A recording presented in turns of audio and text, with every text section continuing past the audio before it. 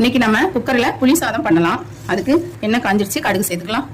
வெந்தயம், ஒரு கைப்பிடி அளவு கடலைப்பருப்பு சேர்த்துக்கலாம். 2 கப் ரைஸ் இன்னைக்கு நம்ம செய்ய போகிறோம். அதுக்கு தான் இந்த அளவுகள்.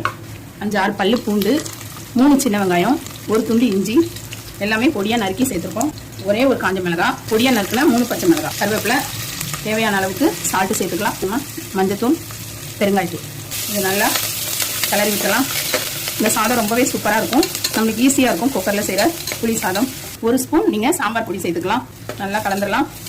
இப்போ நம்ம 2 கப் ரைஸ் வந்து நல்லா கழுவி 20 நிமிஷம் ஊற வச்சுருக்கோம். ரைஸ் சேர்த்துடலாம். இப்போ நம்ம அரைச்சி வச்ச புளி தண்ணி சேர்த்துக்கலாம். இப்போ அதை நல்லா கலந்து விட்டுடலாம். நல்லா கலந்து விட்டுட்டு இப்போ மூடி போட்டுடலாம். விசில் வந்தோடனே பார்க்கலாம். இப்போ சூப்பரான புளி சாதம் ரெடி. இதே மாதிரி செஞ்சு பாருங்கள்.